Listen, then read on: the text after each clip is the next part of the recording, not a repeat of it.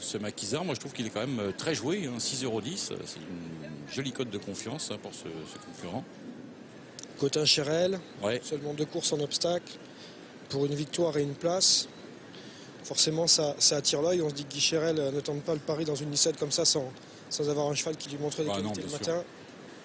C'est évident. Donc là, mais Guy Cherel a quand même précisé, voilà, il a été au pré, il est bien, mais il rentre et ça reste quand même un test.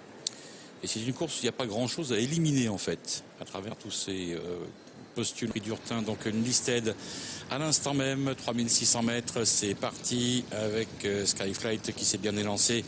King's Sox, le numéro 1 pour la casaque de Jean Baudron, qui est excellemment placé aussi.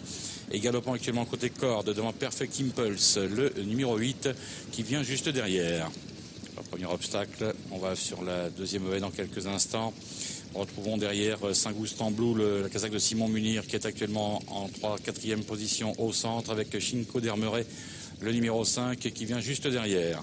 Spanish du Breto attend, et en dernière position, c'est Maquisard pour l'instant qui ferme la marche. On est au bout de la ligne d'en face, avec un concurrent qui a choisi de faire cavalier seul pour l'instant. C'est Skyflight, le numéro 7, un peu allant d'ailleurs, qui a l'avantage d'environ 6 ou 7 longueurs sur le reste du peloton, conduit par Saint-Goustan Blue et James Reveler, alors qu'à la corde, King Sox, le numéro 1, est bien placé, talonné encore par Chinko d'Hermeret, le numéro 5, qui vient juste derrière avec le numéro 8, Perfect Impulse, galopant actuellement en position d'attente, plutôt côté corde. Maquisard est à l'arrière du peloton, ainsi que Spanish du Breton.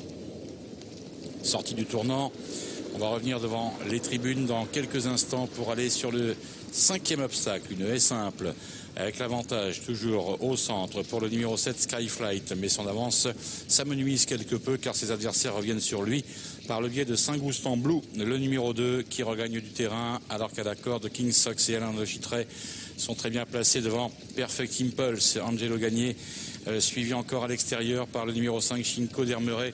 Tout ça c'est bien placé alors qu'on va aller sauter la haie des tribunes. Position donc de leader pour le numéro 7 Skyflight au centre, qui a l'avantage, une longueur et demie environ sur le tandem Saint-Goustan Blue, King Sox, ce dernier galopant plutôt côté corde devant le 8 Perfect Impulse, toujours bien placé. À l'extérieur, le numéro 5 Chinko d'Hermeret, à la corde Spanish du Breton qui est un petit peu rapproché, et Maquisard, numéro 6, toujours maintenu en dernière position par son partenaire David Cotin.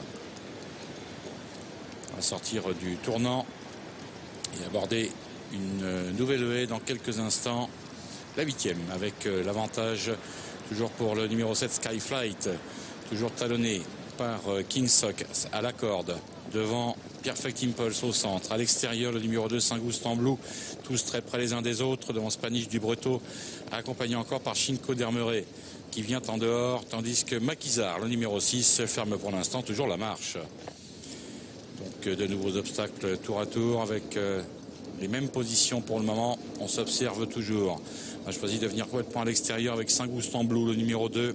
James Revelet avec au centre, se rapprochant progressivement Perfect Impulse, qui est presque à la hauteur du 7 Skyflight. Bout de la ligne d'en face, peloton compact toujours. Rien n'est joué dans cette course où tous les concurrents ont encore leur chance pour viser la victoire. Avec Saint-Goustan Blue à l'extérieur qui est toujours bien placé à la hauteur de Skyflight. Mais celui-ci est plutôt côté corde, de même que King's Sox, le numéro 1.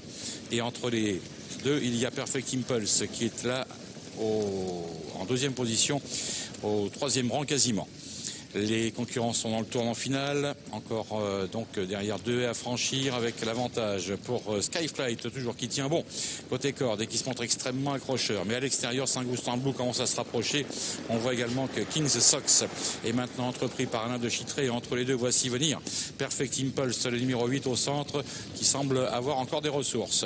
Nous sommes pratiquement maintenant en vue de la dernière haie avec 4 concurrents très près les uns des autres. À la corde, King Sox, le numéro 1, vient de prendre une option sérieuse pour le succès, poursuivi par le numéro 8 Perfect Impulse qui est en deuxième position, avec sur le plat le numéro 1 King Sox qui a toujours très nettement l'avantage et qui semble vouloir filer au poteau, poursuivi derrière à la corde par Perfect Impulse qui va peut-être prendre la deuxième place, même si à l'extérieur Saint-Goustan Blue tente de se relancer, lasse facilement le 8 deuxième, 3e place pour le 2 Saint-Goustan Blue, 4e place pour l'animateur, le numéro 7 Skyflight. Merci Jeff, ce qui donne en chiffres As, 8, 2, 7 et 5. Lorsque le terrain est bon, King Sox est vraiment dur à tordre. Aujourd'hui, il portait 73 kg et il s'impose vraiment bien. C'est un cheval polyvalent que l'on avait surtout vu en steeple cette année. Et aujourd'hui, il décroche une listed en haie pour l'entraînement de Nicolas Bertrand de Balanda, la casaque de Jean Baudron, et sous la selle du président 2016, à savoir Alain de Chittré.